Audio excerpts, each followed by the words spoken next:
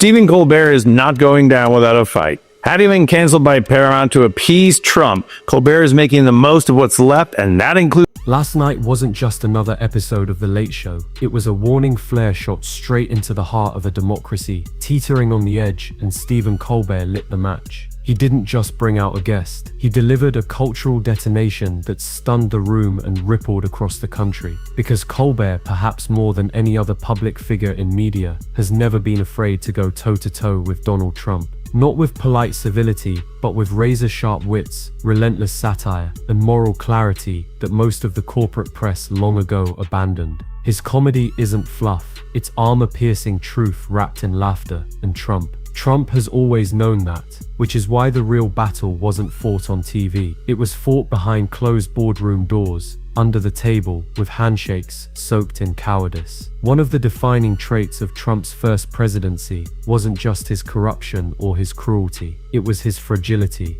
Thin-skinned and obsessed with image, he lashed out like a wounded despot. Anytime a late-night comic landed a joke too close to the bone, he called networks in fits of rage, demanded apologies, threatened lawsuits, because satire didn't just humiliate him, it revealed him. It stripped away the gold-plated illusion and exposed the brittle, insecure man underneath. And Colbert made it an art form. He turned Trump into a punchline, and that in Trump's twisted worldview was unforgivable. But the second time around, the rules are different. The tantrums are the same, but the media guardrails are gone. The institutions that once at least pretended to stand for something, truth, accountability, public interest, are now openly retreating. They're not resisting Trumpism, they're bending the knee. Case in point, CBS, or rather CBS's parent company, Paramount Global. In its rapid pursuit of a lucrative merger with Skydance, Paramount found itself needing government approval. And in this new America, government approval means currying favor with the man who treats democracy like a personal ATM and vengeance tour. So they made a deal with the devil. They paid off Trump under the guise of a lawsuit settlement. But that wasn't the real currency, the real prize. They offered him Stephen Colbert's head on a platter. They cancelled the one late-night voice who never pulled punches, never played nice, never bought into the media delusion that both sides are equally flawed. Make no mistake, this wasn't a business decision. It was a political offering, a sacrifice to appease a man who sees criticism as treason. And in doing so, they betrayed not just Colbert, but every viewer who still believed that comedy could be a vehicle for truth, that satire could be a sword, that someone in the mainstream still had the guts to call authoritarianism by its name. And Trump, he's ecstatic. For him, this is a victory greater than any court win or poll bump. Because Colbert was never just a late-night host. He was a cultural adversary, a reminder that the emperor had no clothes, a mirror Trump couldn't shatter. Now that mirror has been pulled off the wall by executives too timid to withstand Trump's glare and too greedy to care about the consequences. But here's the truth Paramount will never say out loud. Colbert wasn't cancelled because he was failing. He was cancelled because he was effective, because he hit the one place Trump can't armor himself is pride. And when satire becomes more dangerous than journalism, when jokes terrify the powerful more than subpoenas, you know the system is collapsing. Daddy got just what he wanted. No one came to Trump's big stupid birthday parade. Isn't that pleasant? What makes Stephen Colbert so uniquely threatening to Donald Trump, so utterly exhilarating to watch, is that he doesn't rely on a single weapon. He wages a full-spectrum assault. He's not just cracking jokes, he's orchestrating takedowns. He doesn't just poke fun. He peels back the skin of Trumpism layer by layer, exposing the festering rot underneath for all to see. Colbert is a master of the elegant kill. Sometimes using sly, acrobatic wordplay that slips past defenses before anyone realizes it's a blade. And sometimes dropping satire so precise and brutal, it scorches the target on contact. He knows exactly when to go quiet, when to smirk, and when to strike. He wields irony like a scalpel, parody like a sledgehammer. And for a man like Trump, whose entire persona is built on illusion, bravado, and the fragile glue of ego, it's unbearable. Colbert doesn't just lampoon Trump, He cages him inside the caricature and throws away the key. He makes the audience laugh, yes, but he also makes them see. And once you've seen the ridiculousness, the cruelty, the naked desperation behind the curtain, the spell breaks. That's Colbert's real power. He doesn't just get the last laugh, he makes sure it echoes. The most powerful man in the world is blocking information about a cabal of the rich, the famous, and the royal, befriending a con man who regularly flies off in his private plane to his private island to do super illegal sex stuff. Then the con man is arrested. People afraid he's going to name names, but before he can, he mysteriously dies right after being taken off a suicide watch in a federal prison during the administration of the guy who is blocking the release of the information. Boring. Other times it's imitation. Have you noticed how she hasn't gone to Kansas City Chiefs games since February? Am I the only one? Also, Taylor hasn't gotten a single Christmas present all spring. Santa hates you, Tay. And don't even get me started on imitating Eric or the bits he does with a Melania imitator.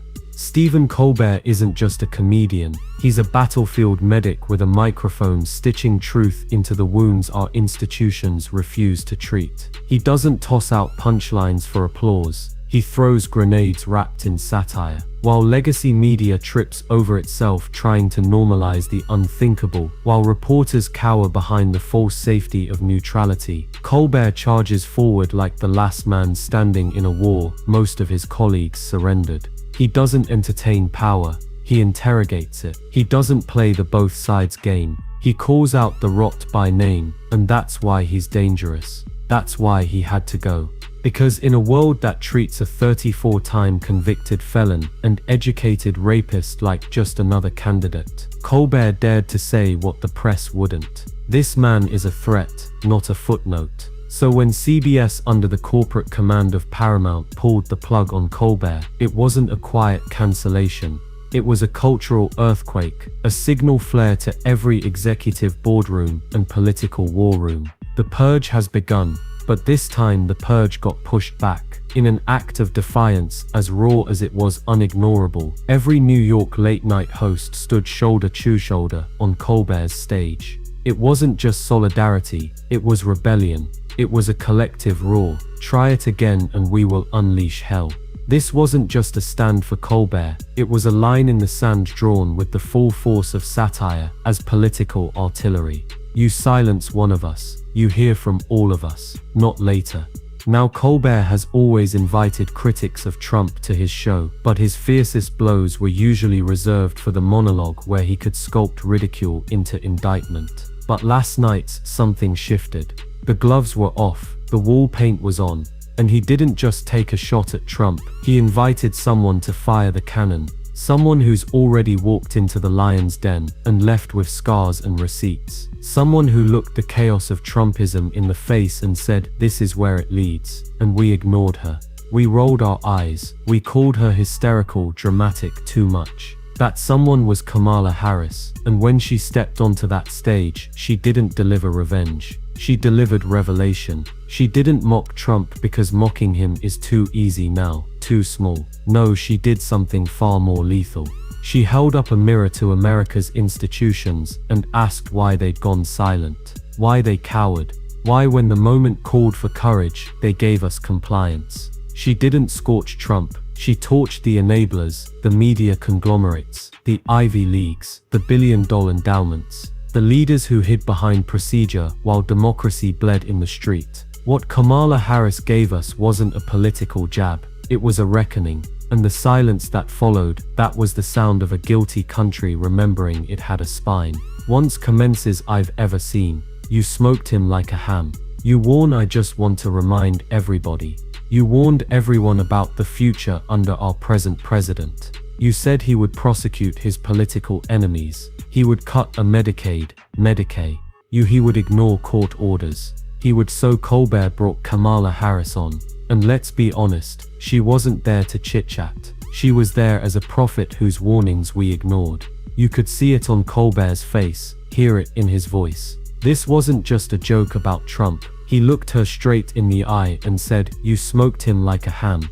But the point wasn't the joke. The point was the pain of seeing everything she warned us about actually come true. She called it what it was. Trump would target his political opponents, slash Medicare and Medicaid, ignore court orders, alienate our allies, and throw tax dollars at billionaires while the rest of us paid the price. And people laughed at that. They rolled their eyes, they called it fear-mongering. But now every word she said is true, and we are living in the consequences. What hurts me most is her silence, because she could have said, "I told you so," but she didn't. And that restraint, that hurt more than her screaming at us. It was like watching someone stand on the ruins of a house they warned was going to burn down, and instead of screaming, they just stared at the ashes. And honestly, it makes me wonder, where were we when she first spoke out? Where were our institutions, our media, our universities? Where were we?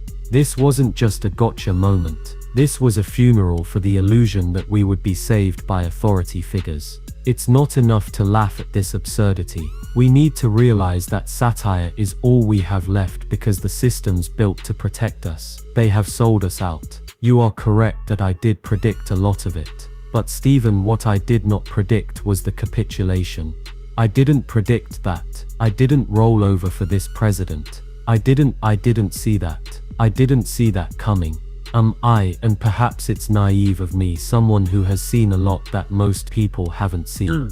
But I believe that on some level, there are many. There should be many who consider themselves to be guardians. No one saw it coming. Not like this. Kamala Harris didn't step onto Colbert stage to take another swing at the usual villain. She bypassed Trump entirely and went straight for the throat of the system that protects him. She didn't waste time condemning the tyrant. She came for the enablers, the spineless institutions, the billionaire universities, the legacy media empires, the so-called protectors of democracy who folded like paper when the heat rose. She didn't bother tearing down the dictator. She burned down the throne room and exposed the trembling hands that built it for him. With quiet fury, Harris named what too many have been too afraid to say out loud. Our institutions are not failing. They have already failed. The surrender isn't coming, it happened, and the proof is everywhere. Ask Columbia University what it got for bowing to Trump's goons. The answer: nothing but the cold familiarity of extortion. One demand after another, each more humiliating than the last. Harvard, sitting atop a mountain of $52 in an endowment wealth, could fund a generation of resistance, and instead they chose retreat. They chose silence. They chose safety. Capitulation isn't the side effect, it's the strategy, and Harris, calm, precise, unflinching, tore off the mask of American mythology. She obliterated the fantasy that the powerful will one day rise up and rescue us from the abyss. They won't. They never intended to. What she revealed is the brutal truth we keep trying to ignore. We don't just get the leaders we elect, we get the system we tolerate. We get the cowardice we excuse. We get the corruption we let slide. And while no sane soul deserves a second helping of Trumpism, too many stood by and watched while it was plated, served, and normalized by universities, by CEOs, by media executives too spineless to speak and too rich to care. Because here's the truth: no press release will ever say, "Courage has been exiled from the halls of power. Integrity has gone missing in America's boardrooms." The people who could have drawn the line didn't.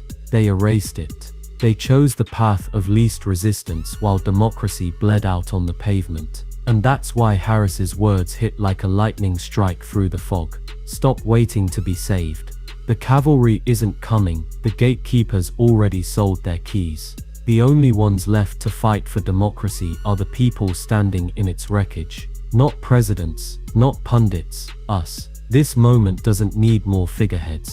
It needs fire. It needs the kind of righteous defiance that doesn't ask permission. Because if the elites won't fight for this country, then we have no choice.